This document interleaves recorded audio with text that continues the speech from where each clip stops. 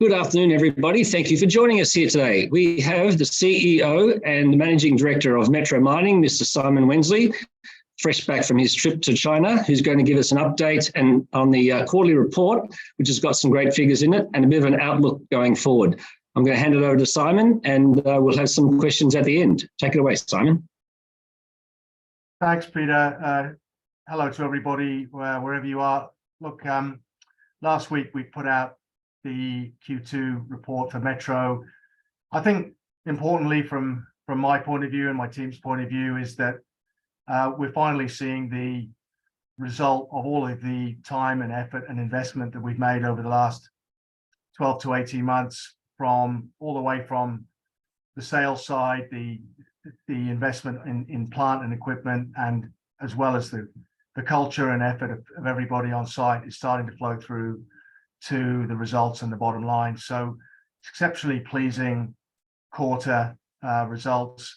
I think the highlight is that we, whilst effectively still running at the 4 million tonne per annum rate, that we generated higher than expectation EBITDA for the site, which was over 11 million Australian dollars. That was all pretty much generated in the second 2 months of the quarter in May and June. So the run rate, between $5 and $6 million. So we're getting to see some of those economies of scale as we start to produce slightly above the 4 million tonne rate. Obviously the comparisons with last year look fantastic, but in a way, I'm really seeing, what I'm really targeting here is the look to this third quarter and fourth quarter, where we're stepping up again towards this 5 to 6 million tonne rate.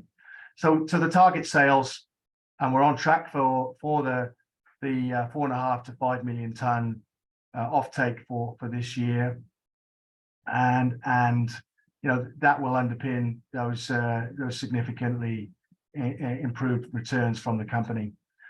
Also importantly, during the last quarter, we did provide a financial investment decision on all of the remaining elements of the expansion for 7 million tonnes. So critically, there were two very important investments. One in an offshore floating terminal, a much larger asset than a single floating crane.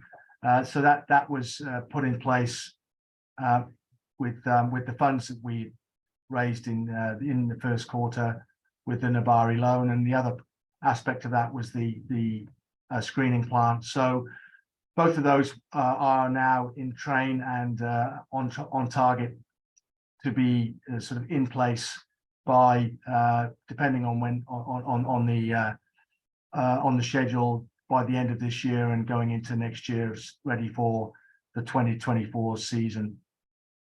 I did want to touch on a couple of items in the quarterly. I've had quite a few questions on the marketplace and what's going on. The bauxite market is firm from a demand perspective. We're seeing record traded bauxite market again in 2023 after a record in 2022. So currently running at around that 140 to 145 million tonne per annum imports into China. That is the critical market, obviously. The compounding the conditions in the market are the fact that in that traded space, Indonesia has pulled out, and you can see there in the bottom graph, the light blue area dropping to zero as we've gotten towards the middle of the year. So that again is increasing some tension, competitive tension in the price for bauxite as we move through the year, and you can see that still flowing through to pricing. You can see the Guinea price sitting up there towards the $70 mark, and the Australian pricing is now sort of steadily creeping up to the $50 US dollar per tonne delivered mark into China. And Peter referenced my recent trip. I spent 2 weeks in China. There's been a lot of activity in this bauxite and alumina space.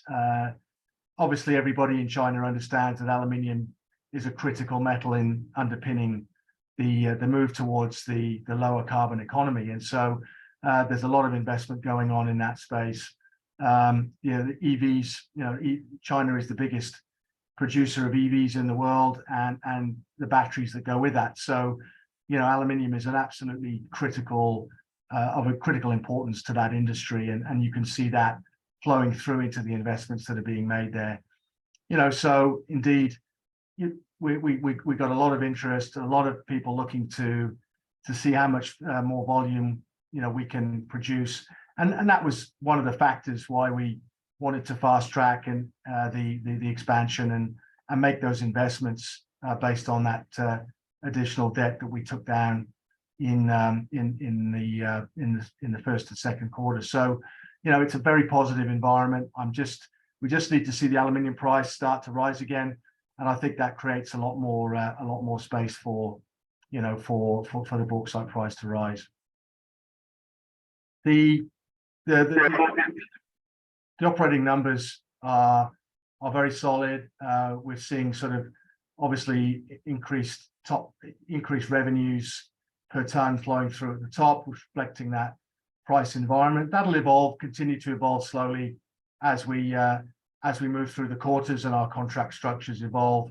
And you can see the economies of scale coming into the cost side as well. So you're getting both, top line increases and the cost structure improving at the same time to give us a good solid margin around $9 per ton for the quarter.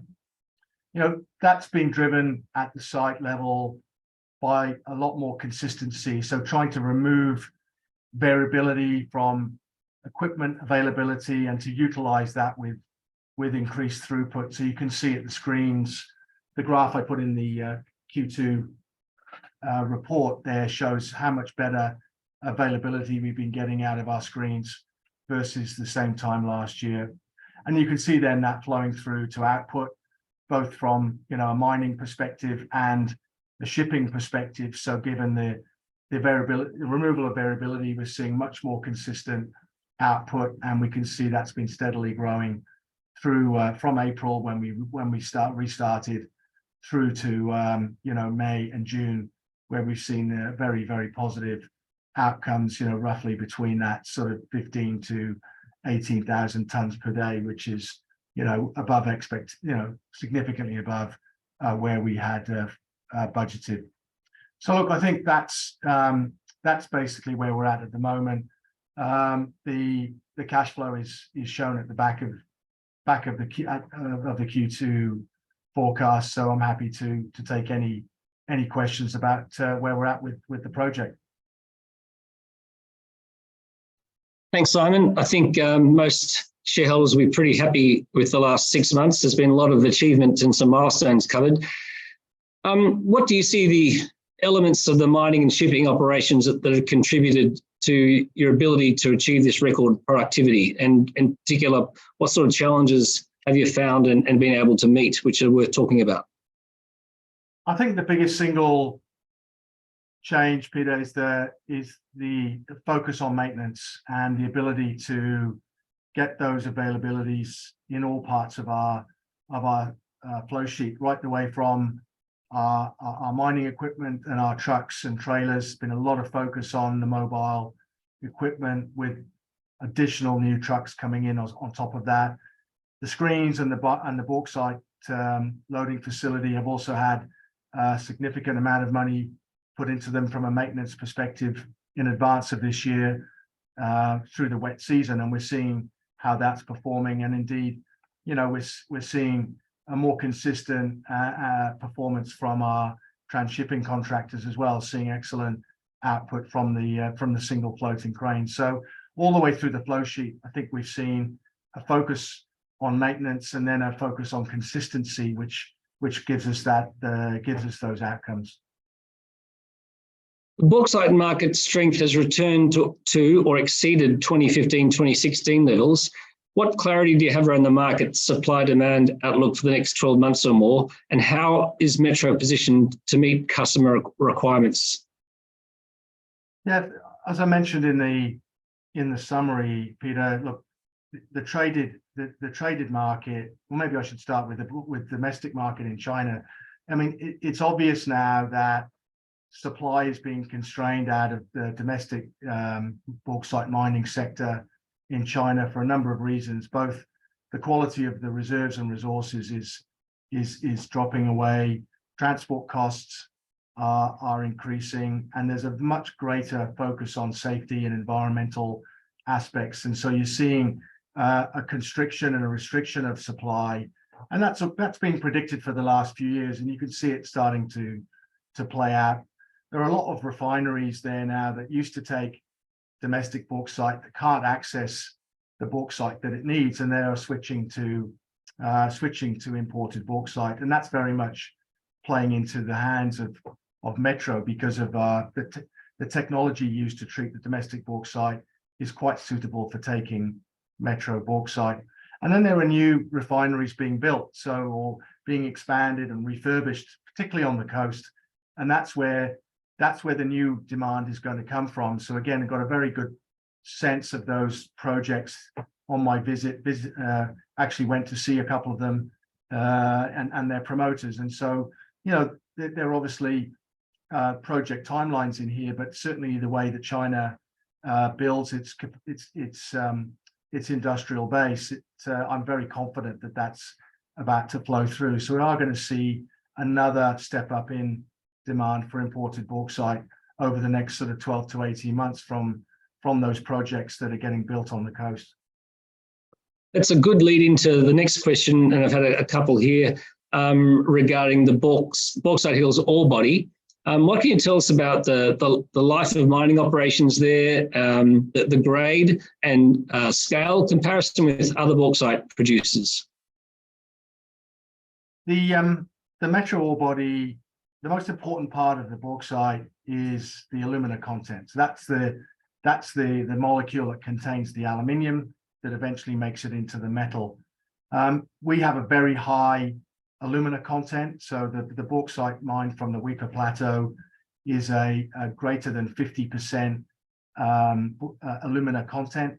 So that's critical for any investor in refining and downstream capacity to want to get as much alumina out of the bauxite ore that they possibly can. So plus 50% is at the high end of the traded bauxite market. A lot of our competitors are supplying in the 45 or even down in the low 40s of alumina. So there's a significant benefit from that. Our mine plan is based on only the reserve of our ore body. So that means it's a JORC related proven and probable reserve. We have about 90 million tons of that reserve life. So that underpins at least 15 years of life from here on for our expanded project. We also have an additional 30 to 40 million tons of resources that are not yet in that mine plan. And we are recommencing our exploration program this year to go out and find more resources. So there's a very active part of our business over the next 2 or 3 years to add some more mine life to that reserve base. And in terms of that, how is Metro placed with its funding to complete the expansion and the ramp up to occur through the rest of the year and into 2024? So the debt packages, the equity raised last year plus the debt package we took out meant that we were confident of giving the full final investment decision on the project, including the financing in the last quarter. The cash flow we're generating from operations has been greater than we forecast based on where we've been at. So I'm very confident that we have all the funds now that we need to implement all of the project. So that capital funding will occur throughout 2023 steadily as the new transhipper is refurbished and serviced and then arrives on site by the end of the year, and indeed with the screening plant. So that those capital funds will be expended over this period until the end of March next year. So we are fully funded, and then the forecasting margins for next year, based on pretty conservative assumptions, has us starting to pay down some of that debt starting in June, July next year. So we have plenty of headroom in that regard. And some more detailed questions here. Perhaps you can discuss the seasonality of the operating cash flows. Is Q2 representative of the cash flows you'd look to generate through Q2 and Q4? And what's your aspirational look on operating cash flows in a typical Q1 once the expansion is complete? Yeah, it's a good question. So we have a 9-month operating season. We are looking to try and push the boundaries on that as we go forward in the next few years, but that's probably a good assumption for the time being.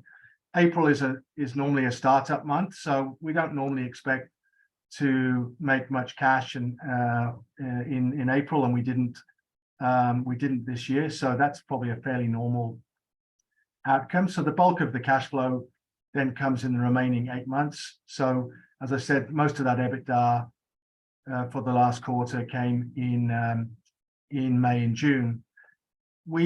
Under normal circumstances, that would be a good assumption for run rate for the rest of the year. But as I said, we are now starting to ramp up. And this weekend just gone, we commenced our dual loading plan, which is to load 2 ocean-going vessels at once using the floating crane, but also geared vessels. So that commenced over the last couple of days, and that will allow us to ramp up our operation from roughly 450,000 tons per month to roughly sort of 650 plus thousand tons per month for the rest of the year. So I'm anticipating that both production and cash flow will be stronger for August through to December. So we should see an uplift in that cash flow generation for the rest of the year.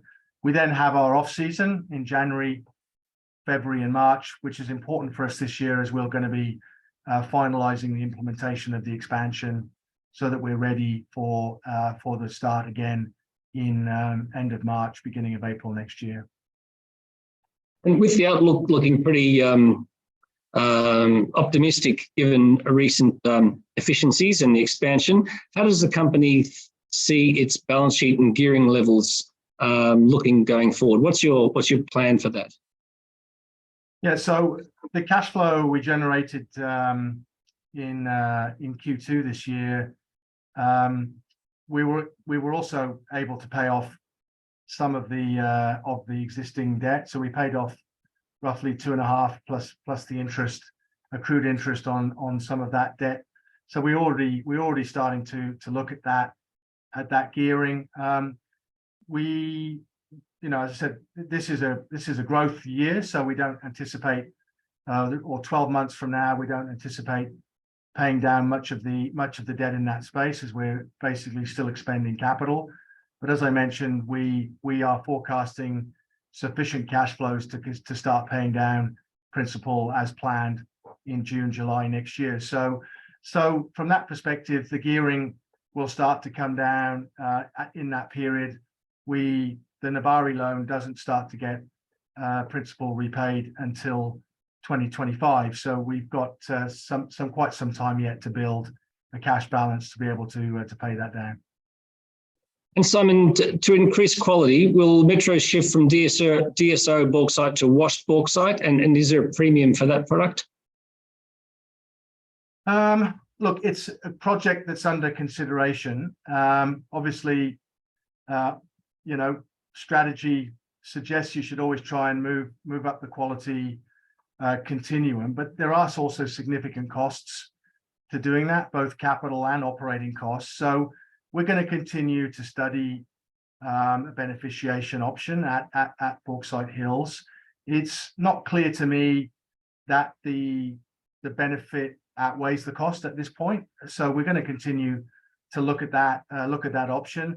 It does open up the potential for us to access more resources, so that is a benefit, but we do need to do some more exploration drilling just to make sure we know how much of the benefit we can actually accrue as part of a washing strategy. So at the moment, we have no problem in selling the quality of bauxite that we're producing. I anticipate that to be the case for the foreseeable future. So it really does become, a cost-benefit sort of analysis for us to